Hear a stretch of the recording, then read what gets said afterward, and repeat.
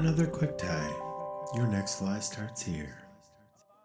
Hey everybody, welcome back to another quick tie. My name is Tim Hepworth here with Fly Fishing Bover Outfitters and Thursday Night Live Fly Tying. And tonight we're tying up this awesome fly, the Madam X. This is created by Doug Swisher, and we're doing a little twist on this one. This is actually the parachute version of it, but it's a great pattern. Searching pattern can represent a whole lot of different things. We're excited to take you through that and show you what that's all about. We do want to quickly thank Western Canada Fly Fishing Guide School for sponsoring this quick tie tonight. You can see all the information below me on the screen there. You can see the dates for this spring's class. If you have any interest in that, don't hesitate to reach out, ask any question, or head over to the website for some further information. Also, don't forget to like and subscribe to this video. We always appreciate it if you do that and you leave a comment. Let us know where you're from and how this fly went for you at the end of hopefully tying along with us. I'm going to be tying out of my Season 7 kit. Looks something like this. And I'm going to be out of Episode 5. So you're going to go in there and pull out this package. If you aren't tying out of this kit and you're tying out of one of the individual kits, that's fine as well. Materials are going to look exactly the same. Just go through the fly with us. If you don't have any of our kits, that's fine. We have a full fly recipe, as you can see in front of me there, on our website. You can go over there, check out the materials you're going to need to get through this pattern, and just tie along with us and let us know how it goes. All right, let's head over to the vise and take a peek at what we're working on. So this is the Madam X. Now we're tying it in a size 14 tonight. That's definitely on the smaller side of what you would normally tie this pattern. You can go bigger, much bigger. This can represent a lot of terrestrials, could represent mayflies. It does kind of a full gamut of searching pattern is what this one really is. And it really just depends on what color you're tying it in. So tonight we're tying it in this red underbody with the peacock herl. There's so many different variations you can do with this fly. This is kind of one of the more classic colors. It is a busy fly. There's a lot going on in it, but we'll take you through it and show you what we're gonna do. I'm gonna be tying with some UTC 70 in black for this fly. So you definitely wanna have a smaller thread. We're working with some deer hair, which is sometimes not people's favorite thing. But it definitely helps to not crowd up this this small fly with big wraps of heavy thread. So let's stick with something a little smaller. You don't need to put a whole lot of tension in this fly. So let's go ahead, pop this one out of the vise, and we will get our next hook in the vise and we'll get started on this pattern. But like I said, it is a smaller size hook, size 14. So you really trust me on this one, as I've dyed a few of them now. Don't crowd the head. We're gonna stay a long ways behind it because we have a lot of material that we actually have to get in right at the head. As you could see, we got the post and hackle and legs, as well as that peacock herl. So I'm gonna go ahead and start my thread. I'm gonna start it about a third of the way back down the hook. Lay a few wraps down, and then we're gonna come in here and snip out our tag end and get that out of the way. Now, where I started my thread, kind of the reasoning behind that is I'm gonna bring the initial materials kind of up to about this point. I don't wanna take any of the deer hair stuff that I put in further forward than that. Otherwise, I'm gonna have issues getting the rest of the materials in at the head. But the first thing we're gonna do is we're gonna grab a piece of bleached deer hair, okay? Looking something like this if you're pulling it out of your kit. Now, we really don't need a very big clump. You know, somewhere in that like 12 to 20 hairs, like it's really not a lot. We couldn't even begin to say a pencil thickness because it's not anywhere near that. This is gonna be the tail that we're tying in first. So I'm just going down to that patch and I'm trimming off a piece, something around there. That's gonna be more than I need. But once I start cleaning it out, I'm gonna thin it out. So first thing I wanna do is switch hands, get over to my tips, and then you can see right there, all these shorter hairs and lighter fluff underneath there. We wanna get that all out of there. And I'm gonna go ahead and grab even a few more. I can switch hands and just look at the tip. I think that's gonna be about right. Now it's important to use a hair stacker here. We do want those tips lined up. So I'm gonna come in here and grab my hair stacker and put that hair in tip first. And I'm gonna give that a few wraps on the table. That's gonna line up those tips. Now, when I pull the bottom of this stacker off, I want to have the base pointed back down the fly, as that's gonna be oriented so that the tips come out pointed the direction I want them to go, as you can see like that. Now I'm gonna come in here, grab them with the tips of my fingers. And once you got deer hair stacked, you really wanna be careful not to mess up the tips. So you're gonna try to keep everything aligned the best that you can. If you see any little fluffs in there, go ahead and get them out. Now I'm gonna switch back to my other hand because I'm gonna be using my bobbin hand to make my measurement here on my hook. So I want this tail to extend just slightly behind the bend of the hook, about a hook gap in width. So if I were to use that as a descriptor, I'm gonna measure from the point of the hook to the shank of the hook, And that distance is roughly what I want hanging off the back of the hook. I don't want to have a super long tail in this one. So what I'm gonna do before I tie this in is I wanna cut it to length. So I'm gonna switch hands one more time so I can see I've got my measurement. Now I'm just gonna come in there with my scissors and trim it right there.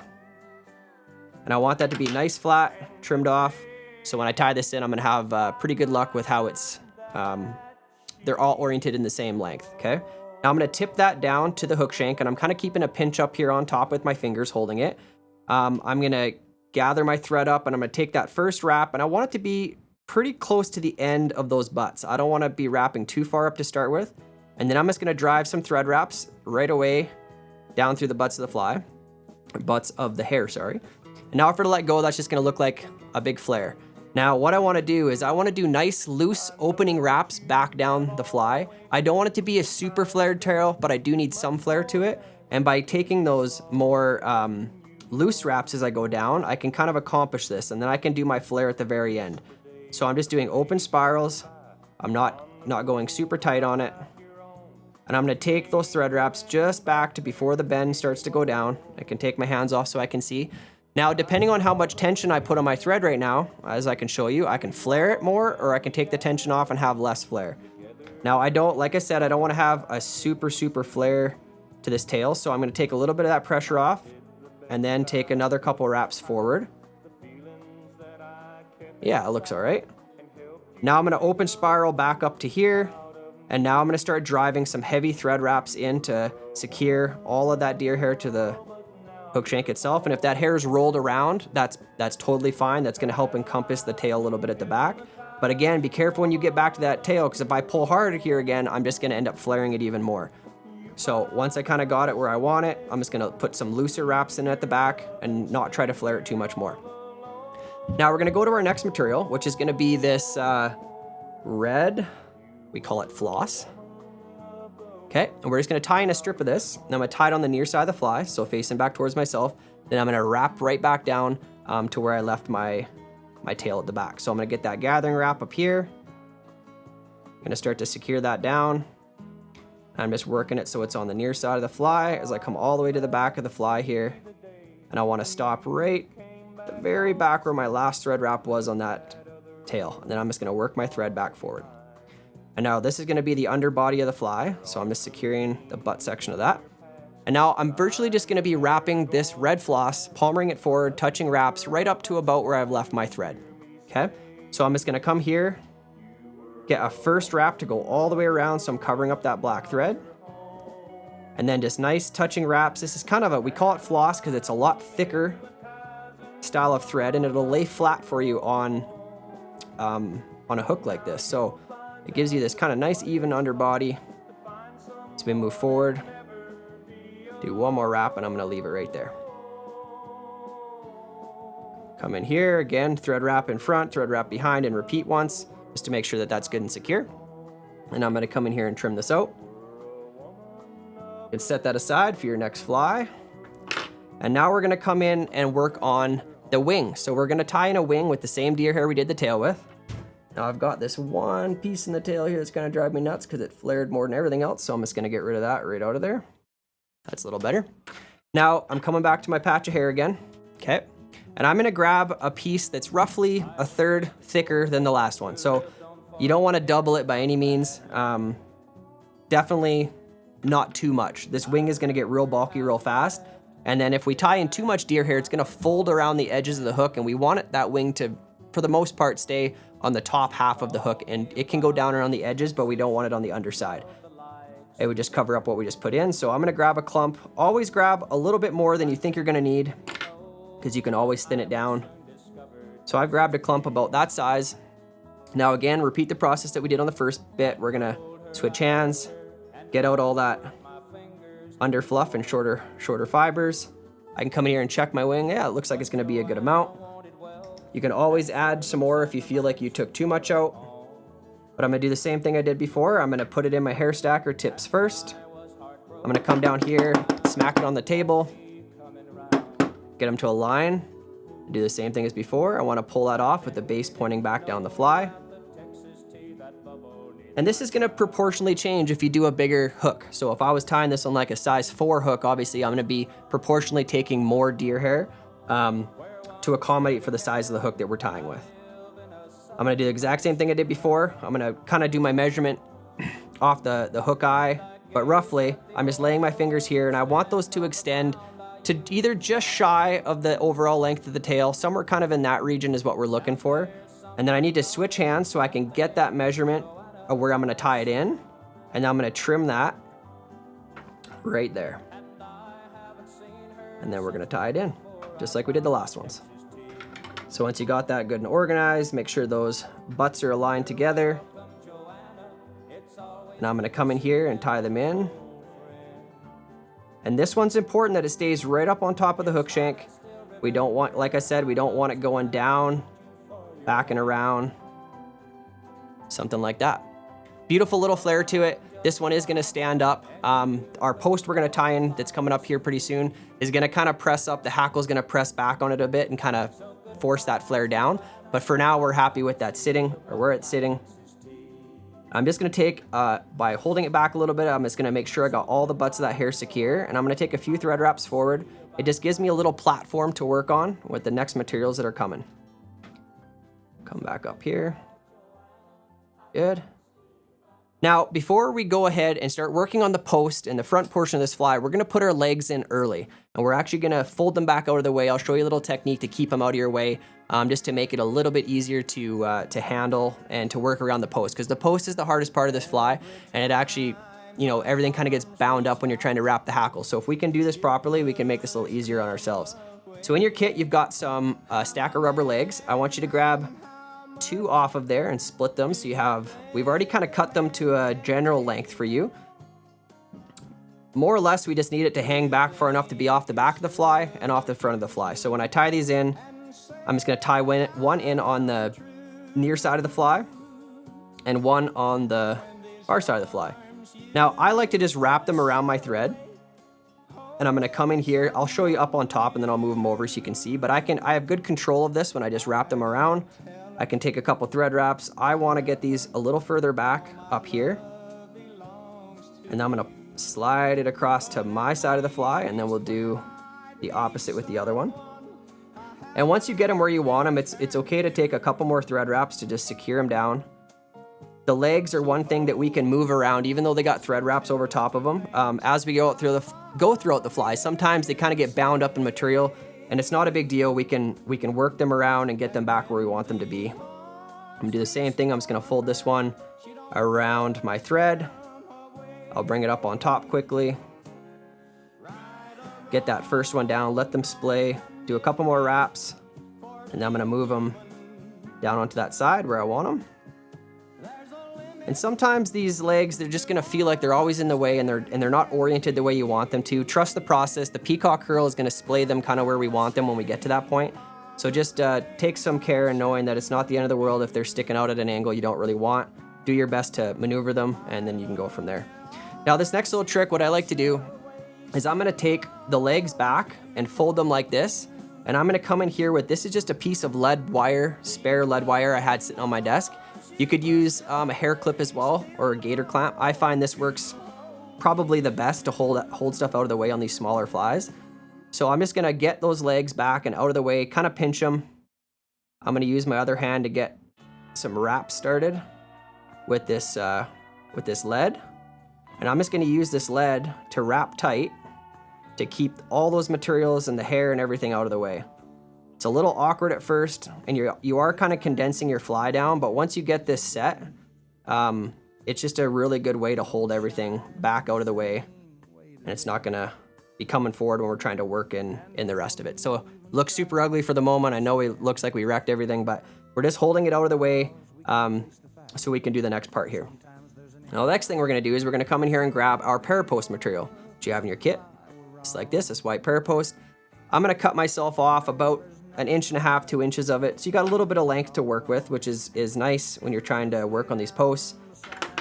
Now, when I go to check this stuff, I don't want that big a clump. So I'm gonna actually come in here and peel out probably 1/3 of it. I don't want a super, super thick post, because then it just makes it really cumbersome to tie in and it leaves a big bump. So I'm gonna take just a little more still. I like it so when I rope it up in my fingers, I get a pretty good gauge on how thick it's gonna be. I'm comfortable with that. I like it there. Now what I wanna do is I wanna come in here and I wanna cut this so it's nice and squared off.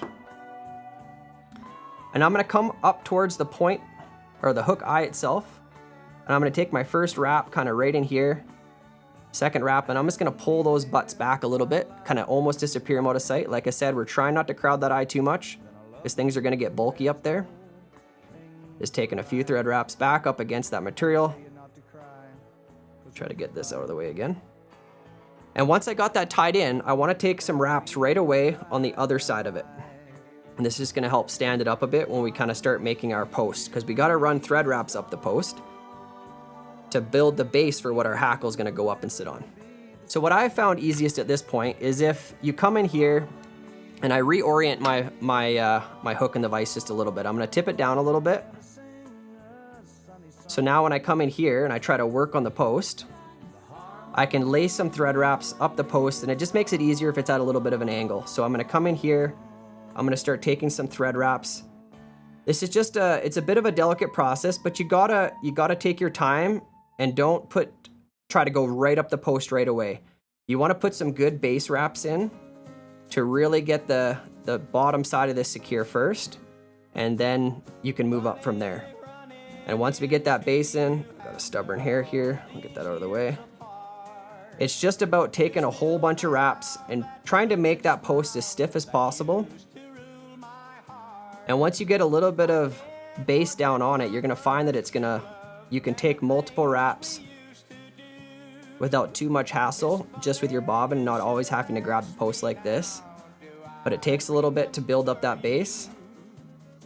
You can see it's still pretty floppy, so just keep working it.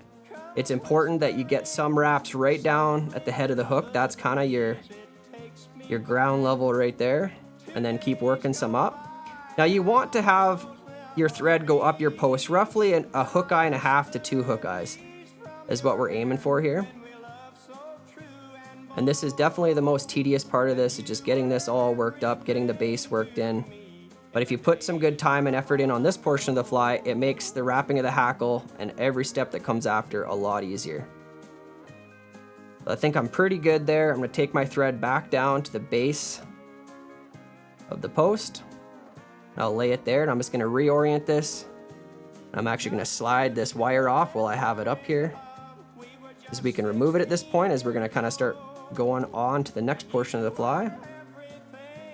And try to get that oriented pretty much right back up to where it was. That wing flattened out on us, you can just reach in there and prop it up again. But try to get that right back to about flat, just like so. Now, what we're gonna do, the very first thing I'm gonna do is just take a touch, and I'm gonna use this as this kind of a trick I use a little bit on these posts, but I'm gonna take just the smallest touch of this Solarez Bone Dry UV resin. I'm gonna put it right at the base of the post, and I just mean just a tiny brush of it. That's just gonna give me a little bit of extra security. That post is gonna stay nice and firm at that base. And then I'm gonna show you another trick I do with it in a minute here, where it makes it nice for when you're wrapping this hackle too. Now, you've got your barred grizzly hackle in your kit. I want you to expose a little bit of the stem. And once you've exposed a little stem, I want you to pull down on a few feathers just to stand them up just a smidge. Like that. And I'm gonna come in here and I'm gonna trim just a few of them out, and just leaving those little barbs for tie-in. So you can see there, I've left those little bit of barbs. That just makes the tie-in gonna be a little bit more secure. And you have your underside of your feather and your shiny side. The shiny side, what we wanna do is we wanna tie that in against the post so that the shiny side is facing you. So when I come in here, I'm gonna kind of tie it in between these legs. I'm gonna tie it in, get a couple thread wraps. Again, this is gonna change how your legs are sitting. Don't worry about it. We'll get that fixed when we go to our peacock curl. And then once I get it standing vertical, I'm gonna take thread wraps back up the post, trying not to get your deer hair locked in there. And we're gonna secure that hackle down to the post itself. Right down to the base. go up, and you want to take your thread wraps up to where you left your thread if you can see it through that feather. It's really important that this is secured down. You just got to work around that deer hair that's being stubborn right now and wants to get caught up in there. Every wrap, it seems like it wants to. But we essentially just need good thread wraps so this is secured, and when we make our first wrap of that hackle, we want that hackle secured all the way up to the top of that thread. So once we feel like we've got that there and that's good, it's not gonna go anywhere, you wanna take your thread back down to the bottom of your post and lay it here like so, okay? Now the next material we're gonna come in here with, if you got any caught hairs, just go ahead and pop those out. The next thing we're gonna do here, I'm gonna get that stem out of the way that I tied in with. And I want you to grab 3 pieces of peacock herl out of your kit. So you got a whole schwack of them in there. Just want you to grab 3. Generally get their tips aligned the best you can. And then we're gonna come in here and just snip out those brittle tips. So I don't wanna use the tips because they, like I said, they're quite brittle. Keep those other 3 aligned, and I'm gonna tie those on the near side of the fly towards myself. This is just where I'm gonna put them, but on my side. I'm gonna tie them in right in between those legs again. Make sure you get those good and secure. You don't want those slipping out. And this material is, for a natural material, it is pretty slick. I'm even gonna take a thread wrap behind my post and make sure that they're secured back there. And once I feel like my peacock herl are good and secure, I'm gonna actually pull everything back and take my thread forward to right behind the eye. And when I get up here, I'm gonna throw in a quick half hitch, so just a granny knot. I'm gonna use my little half hitch tool just because I can keep everything out of the way. But that's just one simple knot over the eye just to save our work. Because now we're gonna need our hands free for a second here to work with our peacock herl. Now the peacock herl, like you saw on this fly here that we had in the vise earlier, it represents the thorax, it represents everything underneath the fly, except for the red underbody. So we're gonna use the peacock herl to make a nice base. The first wrap I wanna do, I wanna get behind those white legs that are at the back. So get one full wrap behind those legs. And then we're just gonna start wrapping forward. And I'm gonna do some crisscross motions around my post. So I'm kinda doing a little bit of a figure 8 on one side, little figure 8 on the other side. And you're just trying to fill up all that space with this nice thorax. I might even go back behind this one more time. We're just trying to build up, like I said, as much of a thorax as we can. I need to come in front of the legs, so I'm gonna crisscross once in front of the legs as well. And you can see how those legs are getting splayed nicely just by how I'm forming this peacock herl. Once I get here, I do need to finish it right behind the eye, so I'm gonna pull back on all the legs again and try to do a wrap right at the eye. That's gonna hold those front legs back for us. And once I get here, I need to bring in my thread and I need to tie this off. And like I said, this is why we didn't want to crowd the head all that much, because we do need some space to tie off this material. Make sure you get it good and tied off. You kind of got to work around those legs if they're up there as well. Hold them back out of the way. Get a couple of thread wraps so that's locked in. We know it's not coming out. I'm gonna do that one more time. Thread wrap behind. And then just pull those legs back out of the way. Get a thread wrap in front. Once I got that, before I do any more snipping, I'm gonna again come in here with my half hitch. Just do one more save. Now I know that those peacock herl are secured in there and they're not gonna go anywhere. Now I'm gonna come in and trim out that peacock herl. Set those aside, and you can use them again on the next one. If they're too short, then you just go on to your next ones after that. Okay, so this is what we're left with. We had this really nice looking peacock herl underbody, that nice red floss. We've got our legs in, we've got our nice deer hair wing. Hopefully we didn't mash it all up into our hackle or anything like that. We got one more kind of frustrating point with wrapping the hackle, but do your best to keep it clean, and you can always use a little bodkin or something to pull the hair out if it gets jammed somewhere. And now we got to wrap the hackle back down the stem of this post. But what we do need is we want our thread to be in the position to tie it off on the post. So don't worry about the fact that you're gonna put wraps through the peacock herl. If anything, it just adds security to it. But I need my thread to come around the post and be sitting out the front of the fly, okay? this is where I'm gonna finish securing this on the post. So now when I take a wrap, it's gonna be around the post on that hackle when I'm securing it. Now, the one other trick I wanted to tell you about is this is where I like to put a little dap of that UV resin again on the post before I wrap it down. And once I wrap it down, then I'm gonna cure it. And that just helps that the underside of that hackle stem really secure to the post. And again, this isn't a big drop at all. This is just a tiny little touch on that post. Just basically want to wet the thread wraps. But I have found it really gives durability to the fly, and it just adds a little something to it.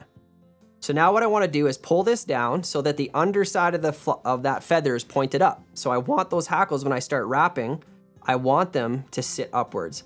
So you're trying to orient the underside of that fly the whole time to be pointed up. And now I'm just going to take wraps moving down my post, and hopefully we're going to be able to land somewhere in that 3 to 4 wraps, and then finish right down close to the fly or the hook shank itself at the bottom. We basically just want to fill up that post and make it look full. Maybe get one more in here. This is really gonna, again, help with the floatability of the fly. So now I've got all the way wrapped down. Before I tie it off, I'm gonna go ahead and grab my curing light because I know that I have a little bit of resin on there. That's gonna help secure it. Now, if I back off just a little tension on here, I can see, for the most part, none of that hackle moves, which is great. Now I need to bring my thread up and go around the post, and I wanna try to take it as low as possible around that hair, around the hackle. I need to go underneath the hackle as well, so it's no different than any other material. It's like a thread wrap below and a thread wrap in front. The goal is to just not get any of those hackle fibers locked down. I'm gonna go one more time around, and when I come out the bottom here, all I want you to do is take that thread and jump it forward to right behind the eye again. Right there. And now I'm gonna come in here with my half hitch tool, or you can whip finish. I'm gonna do a double wrap on it this time, so I'm getting that double knot, just the way I'm gonna finish the fly. Come in here. I'm gonna put a dab of resin on that anyway, so I feel comfortable with that, with those knots. Trim out my thread, and we're almost done this fly. I'm gonna come in here and trim out that tag end of your hackle that you have in there. Try not to cut off any other materials in that process. Set that aside. If it's long enough, you can use it on the next one. I'm gonna cut my post, and how high you cut it is really up to you. This is a sighter. This is gonna help us see. So I like to take it up to, I don't know, roughly a hook gap again above the fly. And you can just press on it. It'll kind of bush it out a little bit, just like that. And then for our legs, I'm gonna pull each leg back, and I'm gonna cut it off just behind that tail. So roughly right there. Trim that one. Trim this one. And then the front ones, I just eyeball. I want them to be shorter than the rear ones by just a little ways. So it's gonna look something like that. This one's a little longer than the other one. And there you have it, guys. That is the Madam X. Parachute Madam X.